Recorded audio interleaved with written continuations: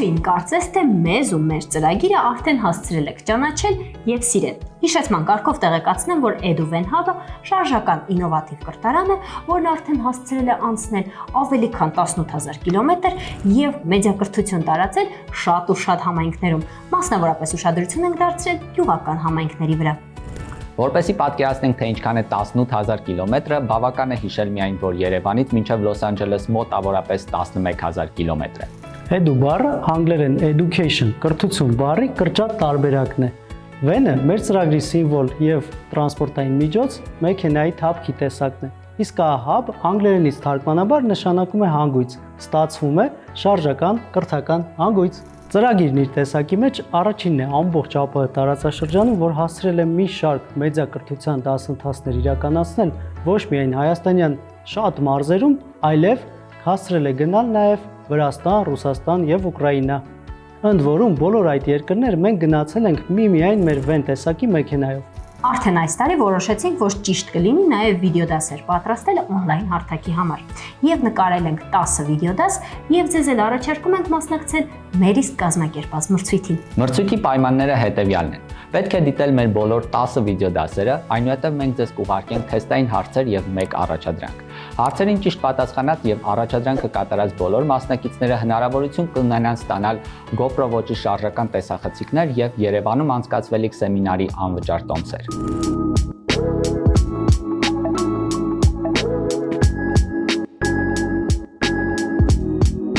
Այսօր կխոսենք բավականին հետաքրքիր թեմաների մասին՝ թվային ժուրնալիզմ եւ պրոպագանդա։ Կպատմենք ձեզ, թե ինչպես ստեղծել անհատական բրենդ եւ իհարկե չենք մոռանա հետաքրքիր փաստերի մասին։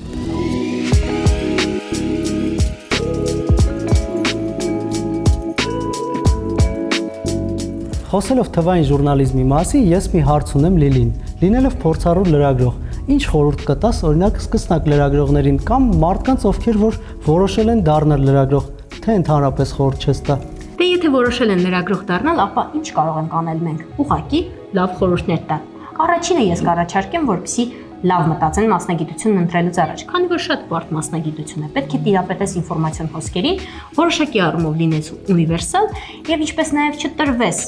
ինֆորմացիոն հոսքերին ու ֆեյք լուրեր տարածես։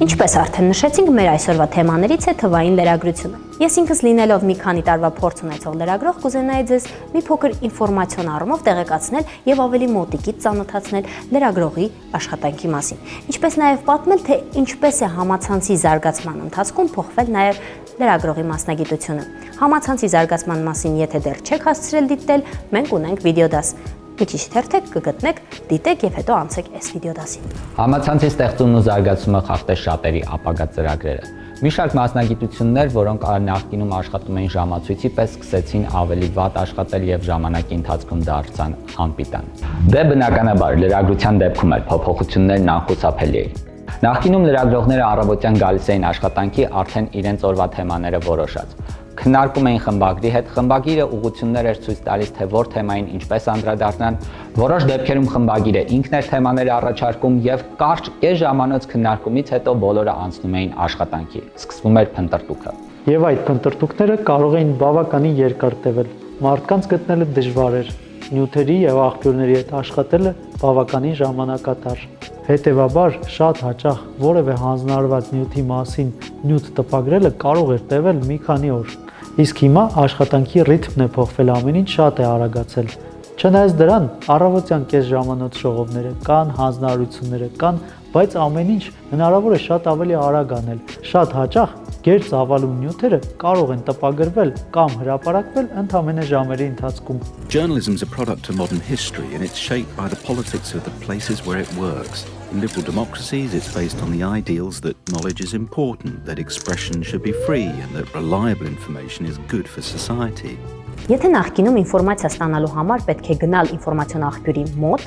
ապա այժմ կարելի է մեկ զանգով կամ Facebook-ում նամակ գրելով այդ ինֆորմացիան ստանալ եւ լրատվական ռեպորտաժը պատրաստել։ Լրագրության մեջ ջնջվել են անգամ սահմանները։ Ժամերի ընթացքում կարելի է Zoom-ով հանդիպում կազմակերպել եւ տվյալ ինֆորմացիոն աղբյուրից ստանալ այն ամբողջ ինֆորմացիան, որը մեզ անհրաժեշտ է, եւ զետեղել ռեպորտաժի մեջ։ Եվ դա ընդամենը կտևի մոտավորապես մի քանի ժամ։ Եվ այստեղ մի կարևոր պահ կա։ Ժամանակի սեղմվելուն զուգահեռ մեծացել է մրցակցությունը։ Յուրաքանչյուր լրատվական, յուրաքանչյուր հեռուստաընկերություն ցանկանում է, որ տվյալ ինֆորմացիան, տվյալ ինֆորմացիոն արտադրանքը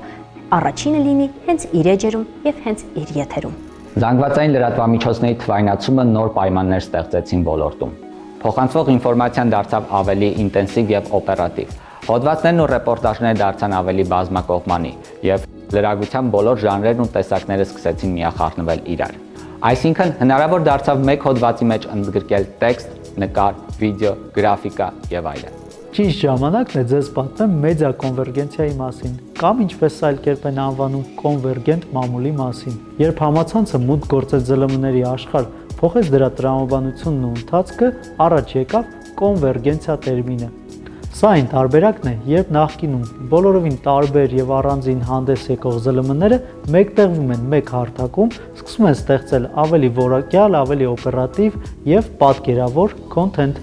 Այսինքն այժմ գործող ոդկասթները կարելի է անվանել ԶԼՄ կոնվերգենցիայի արդյունք, քանի որ այն համատեղում է հեռուստատեսությունը, ռադիոն եւ համացանցը։ Ինչպես հասկացաք, մեդիա կոնվերգենցիան խառնեց ԶԼՄ-ների արդեն հայտնի խաղի կանոնները։ Այն ստիպեց, որպեսզի ԶԼՄ-ները տեղափոխվեն համացանց եւ փորձեն իրենց ինֆորմացիան այնտեղ տարածել։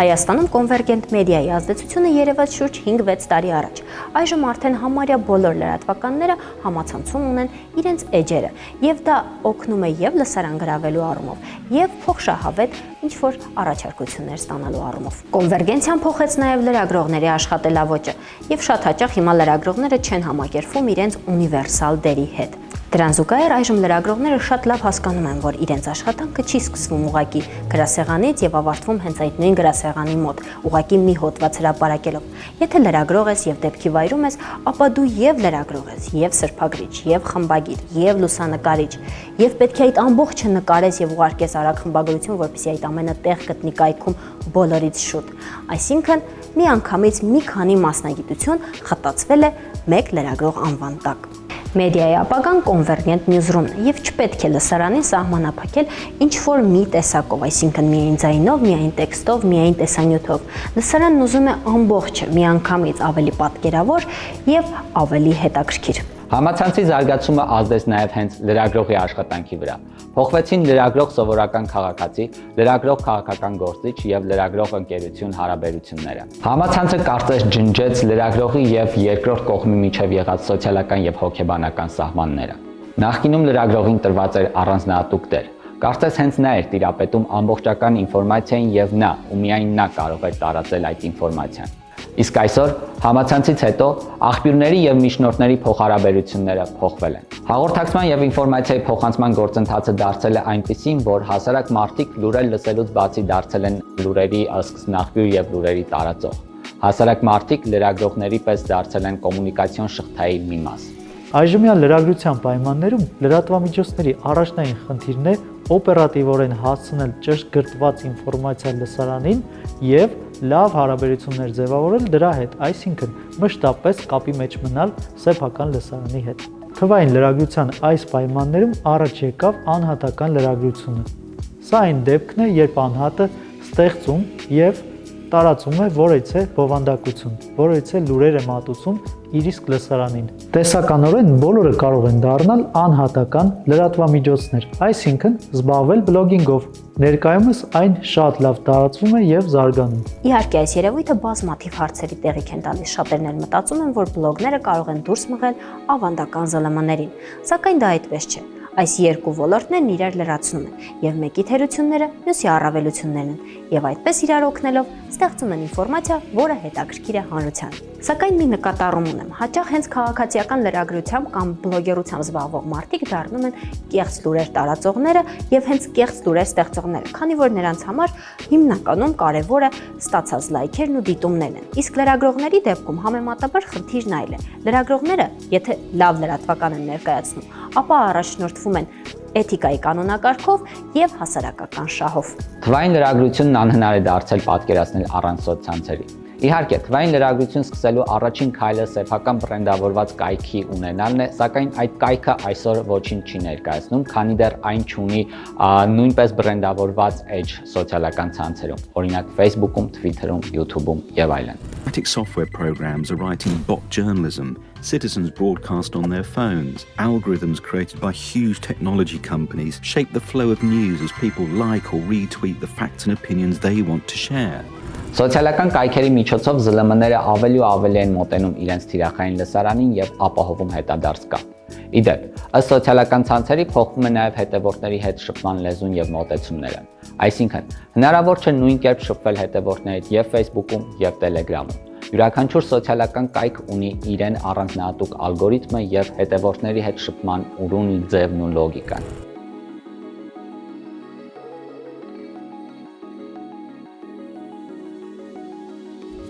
Լրագրության հիմքը փաստն է, եթե փաստ չկա, չկա նաև լրագրություն։ Առանց փաստերի սեփական մտքերը պարզապես դատողություններ են, եւ կախված իրավիճակից այդ դատողությունները կարող են դառնալ նաև քարոզչություն։ Քարոզչություն հասկացությունը մեկնաբանվում է հետևյալ կերպ. գործողությունների ամբողջություն, որը կիրառվում է միտքը, գաղափարախոսությունը կամ ուսմունքը տարածելու եւ թիրախային լսարանում խթանելու, որպեսզի թիրախային լսարանը ունենա հստակ վարք։ Այս մեթոդները որպես կանոն կիրառվում են բնակչության վրա ներազդելու համար։ Քարոզչությունը որպես գիտություն սկսել են ուսումնասիրել դեռևս 20-րդ դարի սկզբից եւ այն ուսումնասիրել են հիմնականում պատմության, սոցիալական հոգեբանության ու լրագրության շրջանակներում։ Սակայն քարոզչությունը կորցրեց իր դրական իմաստը առաջին եւ երկրորդ համաշխարհային պատերազմներից հետո։ Այդ երկու պատերազմների ընթացքում հակամարտող կողմերը ստեղծել էին իրենց քարոզչական կառույցները եւ փորձում էին մարդկանց, սովորական քաղաքացիներին առաջնորդել դեպի առաջնագիծ, թշնամանք տարածել եւ փորձում էին մարդկանց համախմբել ինչ-որ կեղծ քարոզչական արժեքների շուրջ։ Und vergiss nicht, you Dops, ich bin der abgeblasene Frisch in Deutschland, in alle Europa, ja in der ganzen Welt. My mother done told me, say Heil! And there were some gullible ones who listened.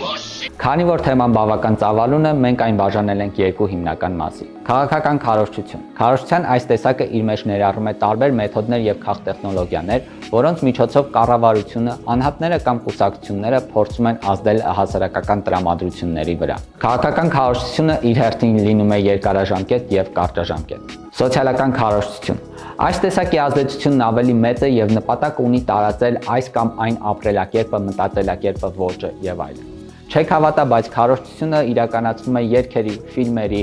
գովազդների, սոցիալական ցանցերի կամ ցանկացած այլ բանի միջոցով։ Այսօր քարոզչական միջոցների արտահայտությունն առաջին հայացքից մարդկանց մոտ բացասական են կալվում, բայց դա հիմա փոխարինվել է հանրային կապեր, հասարակայնության հետ կապեր կամ բոլորին քայչայտնի PR տերմինով։ Ժողովրդավարական երկրներում քարոզչությունն իրականացվում է մի քանի ուղղություններով եւ նշվածս կետերով։ Առաջինը զանգվածային լրատվամիջոցների ազդեցությունն է՝ հեռուստատեսություն, ռադիո, մամուլ։ Սրանց միջոցով փորձում են մարդկանց քարոզել եւ ներկայացնել ինչ-որ մի ինֆորմացիա, որը կարող է ազդել այդ մարդու ենթագիտակցության վրա։ Երկրորդ՝ միտումնավոր մոլորություն։ Սա ներկայացվում է այն դեպքում, երբ փորձում են մարդուն մանիպուլացնել եւ ներկայացնում են ինֆորմացիան այն տեսքով, ինչով որ պետք է քարոզչությունն իրականացվի։ Երրորդ, քարոզչության մեջ օգտագործում են իմաստաբանական արժեքներ։ Օրինակ, համերաշխություն տերմինն են օգտագործում եւ դա շրջանառվում է բոլոր լուրերով, եւ մարդկանց գիտակցության վրա աստիճանաբար այդ տերմինը սկսում է ազդել։ Այդպես բոլոր արժեքների հետ։ Չորրորդ, հասարակական կարծիքի վրա ազդելու եւ մանիպուլացնելու համար շատ լավ քարոզչական գործիք է կանխամտածված վիճակագրությունը կամ հետազոտությունը։ Այսինքն, երբ որ համացանցում ներկայացվում է ինչ-որ մի վիճակագրություն, ներկայացվում է X% եւ դուք դրանից սկսում եք վերլուծել, որ այո, այս իրավիճակում կարելի է նման կերպ մտածել։ Սա ուղղակի հիպոթետիկ իրավիճակ ենք ներկայացնում։ 5. Պատկերի կեղծում։ Սա շատ հաճախ է հիմա հանդիպում համացանցում, քանի որ հաճախ հրապարակվում են տեսանյութեր կամ լուսանկարներ, որոնք Photoshop-ի արդյունք են, բայց չափազանց իրանին մոտ Photoshop են։ Եվ այդպիսով այդ տեսանյութով եւ այդ լուսանկարով մարդիկ որոշակի կարծիք են կազմում տվյալ երևույթի վերաբերյալ։ 6. ԶԼՄ-ների եւ խմբագրությունների ինքնագրա քննադատություն։ Սա այն դեպքերից է, երբ ինֆորմացիան հասնում է նյուզրում եւ ենթարկվում է գրաքննադատության, եւ այդպիսով ներկայացվում է ինֆորմացիան ոչ ամբողջական։ 7-րդ մասնակի տեղեկատվություն։ Սա քարոզչության այն ձևն է, երբ դուք կեսը գիտեք եւ կեսը չգիտեք։ Եվ վերջին, 8-րդ դիվանագիտական քարոզարշավներ։ Սրանք իրականացվում են միջազգային հարաբերություններում քարոզչական ինչ-որ երևույթներ ներկայացնելու համար։ Նշված քարոզչական բոլոր միջոցները, բոլոր քայլերը տեղ են գտնում մեդիայում։ Այսինքն քարոզչությունը դուք կարող եք տեսնել թե ԶԼՄ-ներում, թե հեռուստատեսությունում, թե լրատվականներում, ինչպես նաև կարող եք տեսնել գովազդներում, նույնիսկ դրսում ամենուր։ Ամեն կերպ կարող են ձեզ ինչ-որ մի բան քարոզել։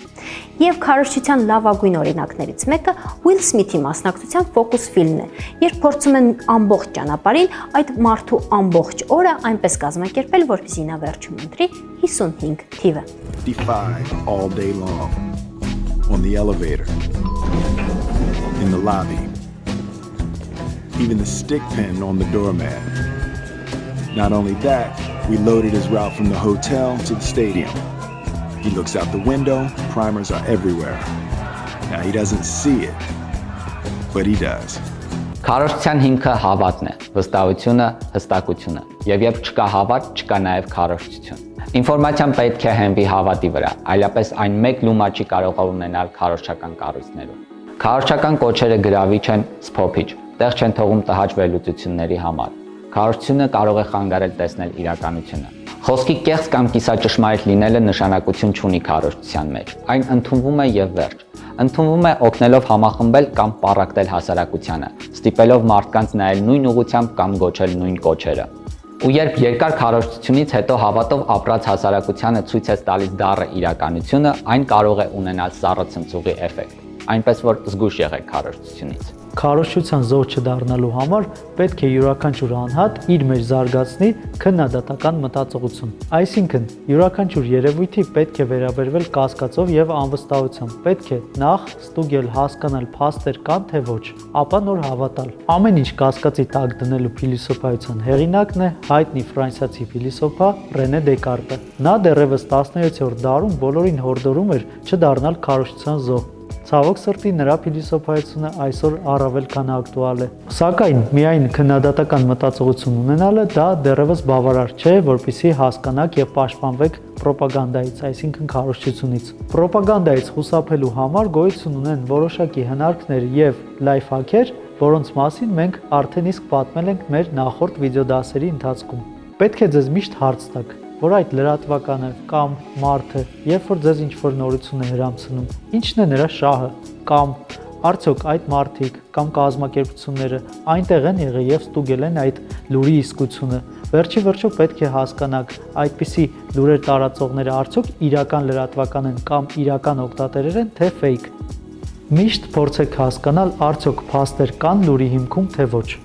Այս հարցերը կպարզեն արդեն իրավիճակը եւ կհասկանաք, թե դիմացինը փորձում է ձեզ քարոզչական միջոցներով մոլորեցնել, թե ոչ։ Մի քանի հարցից հետո դուք պետք է որսաք այդ խոսքի տրամաբանությունը։ Փորձեք համեմատել առաջին հարցից հետո պատասխանը եւ վերջին հարցից հետո պատասխանը։ Եթե հասկանաք, որ տրամաբանությունը կոտրվում է եւ անիմաստ ինչ-որ խոսքերի շարան է կամ փչացած հեռախոսի էֆեկտ, ապա հաստատ դուք սկզբնաղբյուրի հետ չեք խոսում եւ նա ուղղակի փորձում է մանիպուլացնել ձեզ։ Այնպես որ ինֆորմացված եղեք, զարգացրեք ձեր քննադատական մտածողությունը, այն ձեզ շատ կօգնի, ինչպես նաև, որպեսզի ավելի մեդիագրագետ լինեք, նայեք մեր վիդեոդասերը եւ ամեն ինչ պարզ կլինի ձեզ կյանքում։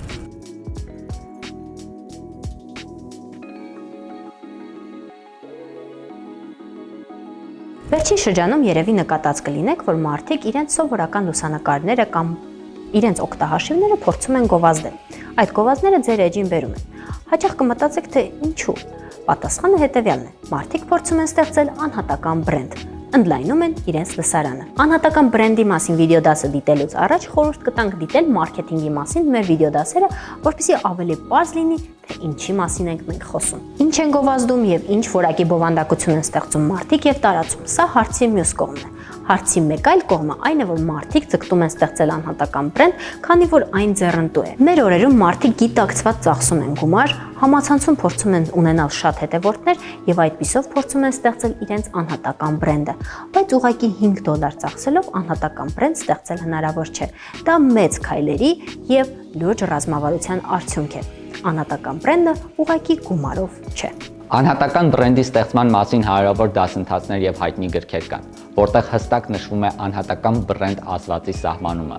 Ընդհանրացնելով այդ ամենը մենք կարող ենք ասել. Ձեր անհատական բրենդը հիմնված է նրա վրա, թե ինչպես է ձեր շրջապատը ընկալում եւ նկարագրում ձեզ։ Այսինքն անհատական բրենդը արժեքների եւ բնավորության գծերի համախումբ է, որը նկարագրում է ձեզ, ձեր մասնագիտական հմտությունները, ձեր ընտրությունը, ինչպես աշխատանքի, այնպես էլ անձնական կյանքում։ Առաջին հայացքից թվում է, թե անհատական բրենդ ստեղծելիս պետք է արդեն իսկ որոշակի հայտնիություն ունենալ հասարակության շրջանում։ Սակայն դա այդքան էլ այդպես չէ։ Մեզանից յուրաքանչյուրը կարող է ստեղծել անհատական բրենդ, մեզանից յուրաքանչյուրը կարող է դառնալ ինքնին բրենդ։ Անհատական բրենդ ստեղծելիս պետք է նախ եւ առաջ ուշադրություն դարձնել ինքնաճանաչմանը։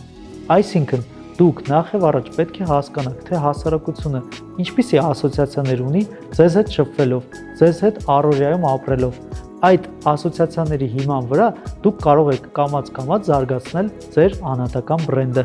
Այսինքն անհատական բրենդը ոչ թե ստեղծվում է զրոյից, այլ գոյություն ունեցողը պետք է պարզապես զարգացնել եւ բարելավել։ Հաջորդիվ շատ կարևոր է գտնել սեփական թիրախային լսարանը եւ այդպիսով հայտնի դառնալ հասարակության շրջանում։ Անհատական բրենդը հաճախ կարող է զարգանալ բնականon ճանապարհով, երբ մարդիկ տարբերվում են իրենց առօրյայով, իրենց գործունեությամբ եւ ըստ այդմ իրենցից անկախ սկսում են հետևորդներ հավաքել։ Կա նաեւ սրա հակառակ կողմը, երբ մարդիկ գիտակցված ծախսում են գումար եւ գիտակցում են, որ հենց այդ ստեղծված անհատական բրենդով նրանք հետագայում կարող են վաճառել յուրաքանչյուր ապրանք եւ հետագայում իրենց բիզնեսում կարող են նույնիսկ հաջողության հասնել։ Կարևոր է նշել, որ դատարկության վրա անհատական բրենդ ստեղծել հնարավոր չէ։ Իհարկե կան PR տեխնոլոգիաներ, որոնք թույլ են տալիս ստեղծել այդ դատարկության վրա բրենդ, բայց դա վաղ թե ուշ բացահայտվում է։ Երբ սկսում եք արդեն շփվել ձեր հետևորդների հետ, հետևորդներն հասկանում են, որ դուք այն չեք, ինչ ներկայանում եք։ Անհատական բրենդի ստեղծման ճանապարհին մարդը նախ եւ առաջ ներկայացնում է իր պրոֆեսիոնալ կարողությունները։ Դրանք զարգացնում եւ ակտիվացնում է հստակ ուղղությամբ։ Այլ կերպ ասած, մարդը պետք է սովորի վաճառել ինքն իրեն։ Իհարկե, այս խոսքերը կարող են չափազանց տհաճ թվալ առաջին հայացքից, բայց եթե դիտարկենք չոր բիզնես տեսանկյունից, ապա մարդու պրոֆեսիոնալ հատկությունների ամբողջությունը դա ապրանք է, որը նա պետք է վաճառի իր թիրախային լսարանին։ Այսպիսի վաճառքը փոխշահավետ է բոլոր կողմերի համար։ Թիրախային լսարանը ստանում է այն, ինչ իրեն հետաքրքրում է, իսկ դուք ստանում եք նոր հնարավորություններ եւ առաջարկներ, ամրապնդելով ձեզ որպես մարդ բրենդ։ Պրոֆեսիոնալ կարողություններից խոսելիս պետք է նախ եւ առաջ հաշվի առնել, թե մարդը ինչից է էներգիա ստանում, ինչից է ոգեշնչվում կամ ոգևորվում։ Անհատական բրենդ ստեղծելիս մի մոռացեք առաջ քաշել ձեր սեփական համոզմունքներն ու արժեքները։ Պետք է պարտադիր ուշադրություն դարձնել սեփական անձի էմոցիոնալ դաշտի վրա։ Անհատական բրենդ ստեղծելիս մեկ այլ շատ կարևոր քայլ է հստակ տեսլական ունենալը, հստակ նպատակ ունենալը։ Քանի որ լինում են դեպքեր, երբ մարդիկ սկսում են ստեղծել իրենց անհատական բրենդը, սակայն չունենալով հստակ նպատակ կամ ունենալով հախուռն նպատակներ, ոչ մի բանի էլ չեն հասնում եւ ընթացքում հիասթափվում են եւ թողնում են այդ գործը։ Անհատական բրենդի շատ օրինակներ կան։ Հաստատ դուք հիմա մի քանիսը կմտաբերեք, իսկ ես կպատմեմ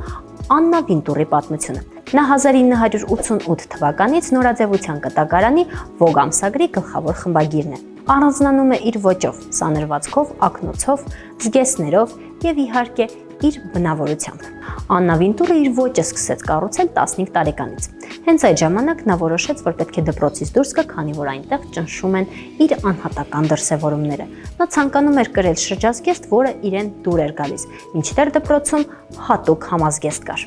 Աննա Վինտուրին շատ էր հետաքրքրում նորաձևությունը եւ դեպի իր երազանք տանող ճանապարհը նրան հասցրեց Ամերիկայի Միացյալ Նահանգներ։ Այստեղ նա սկզբում սկսեց թղթակցել թերթերին եւ այնուհետեւ 1988 թվականից դարձավ Vogue ամսագրի գլխավոր խմբագիր։ Իհարկե Աննա Վինտուրի մասին մի շարք փաստավավերագրական ֆիլմեր կան, ինչպես նաև գեղարվեստական ֆիլմ է նկարահանել, որը վստահ եմ շատերդ գիտեք, կոչվում է Սատանան կրում է Պրադա։ Վերադառնալով այսօրվա թվային աշխարհին պետք է նշենք, որ անհատական բրենդի ստեղծման ճանապարհին չափազանց կարևոր են սոցիալական ցանցերը, քանի որ յուրաքանչյուր ոք կարող է դիրքավորվել այնպես, ինչպես ուզում է եւ սոցիալական ցանցերի միջոցով կերտել իր անհատական բրենդը, ներկայանալով այնպես, ինչպես ինքն է ուզում։ Այլ հարց է, թե ինչքանով է դա ստացվում։ Հավատացնում ենք, որ մեծ ցանկության եւ ճիշտ մոտեցման դեպքում դուք կարող եք սոցիալական ցանցերի միջոցով կերտել ձեր անհատական բրենդը եւ ձեռք բերել մեծ ճանաչում։ Մեկ այլ մոտեցում է, երբ ձեր անուն ազգանունով ստեղծում եք վեբկայք ձեր անհատական բրենդի համար,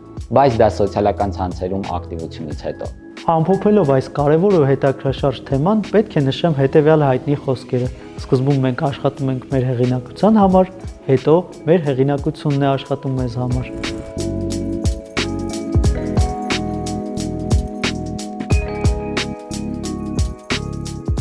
Ժուրնալիստիկա միջազգային տերմինը ծագել է ֆրանսերեն ժուրնալ բառից, որը նշանակում է ամսագիր։ 1605 թվականին Ստրասբուրգում տպագրված այս չափազանց բարդ անունով ամսագիրը հաճախ համարվում է առաջին տպագրված ամսագիրը։ Սոցմեդիայի օգտատերերի 18%-ին այս կամ այն գործողությունների է դրդում հենց սոցիալական կայքերում կարդացված որևէ նորություն։